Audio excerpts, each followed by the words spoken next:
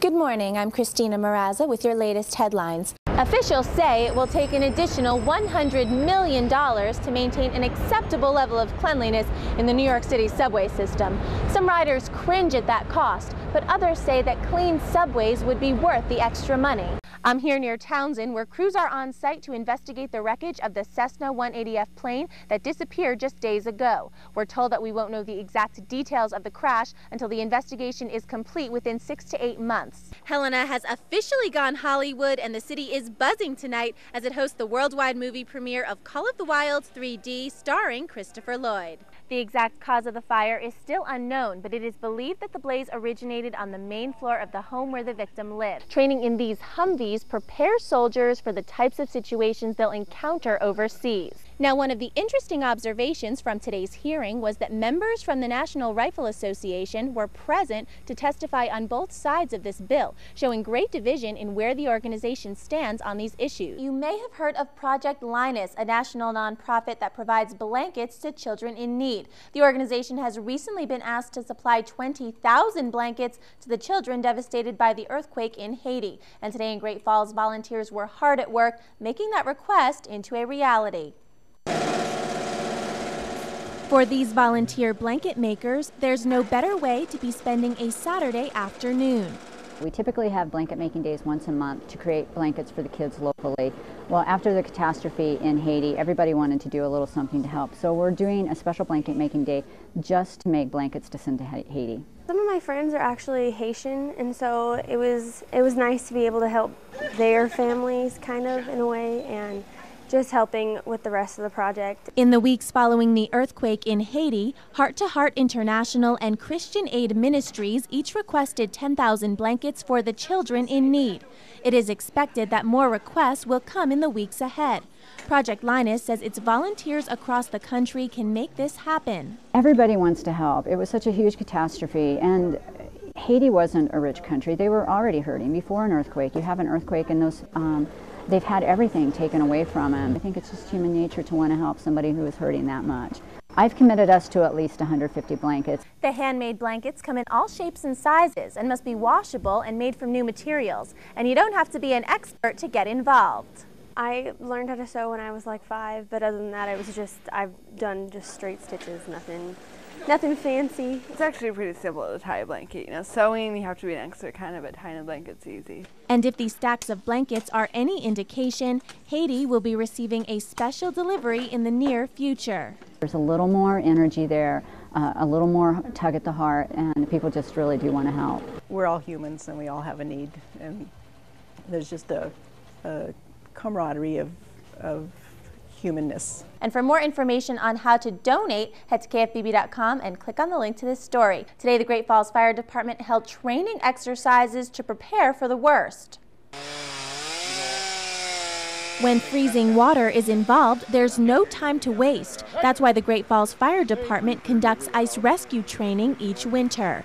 It is required and scheduled training that we do every year.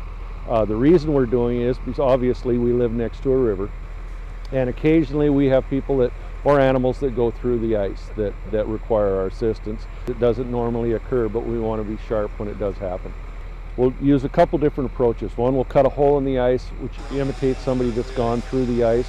We also do some training on the fringes of the ice. Even in waters of 50 degrees, a person has only a 50% chance of surviving more than 50 minutes. That's all the more reason why rescuers must prepare for any type of situation. Obviously, we got the river running through town, a lot of recreationists that like to walk their dogs down here. Dog goes on the water, owner chases it, they fall in, now we got to rescue. These 10-pound dry suits serve as a way to keep rescuers warm and dry when they're out on the ice. After some practice, it was my turn to be rescued. Although I was fortunate enough to get a dry suit, others won't be so lucky. And rescuers offer some tips if you ever find yourself in a dangerous situation. If they fall in, they want to try and remain calm, spread their body out, try not to move a lot, because when they try to get out, they're going to waste a lot of energy. Then they're going to get tired and they're going to end up going under. So if they try to stay calm, spread their body out, hang on to the edge of the ice, and just wait for help to get there. We practice this every year, so everyone's pretty fluent in it, and we'll get out there, we'll get our job done, and the challenges are basically just going to be the weather and making sure the patient isn't hypothermic coming out. That's going to be the biggest challenge. And the Great Falls Fire Department is also reminding residents to stay away from the ice at all times, because even if it looks thick, that might not be the case, and the ice could easily crack and you could fall in. Here in Helena at the state's capital, where these issues are especially hitting home, and as you can see, there are hundreds of protesters behind me saying they're here to stand up against liberal agendas and out-of-control spending. While the session continued inside the Capitol, momentum gathered outside as Montana citizens and lawmakers took part in Helena's Tea Party rally. We hope to accomplish getting the attention of our elected officials because we feel like we're not being heard.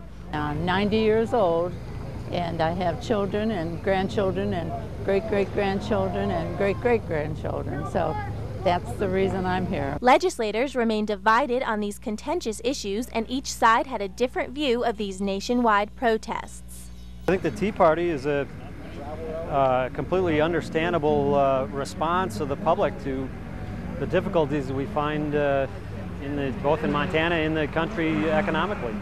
A great deal of the legislators are aware of the problems that we have. I don't think the protests will accomplish a lot. In fact, I see some statistics now that say that most people are pretty happy with their taxes right now, that they think they're fair, and I agree with them. I would always like to see improvements, we all would, but we have a lot of things that we need to support, and that's what taxes do. In Helena, I'm Christina Marrazza for News Channel 5.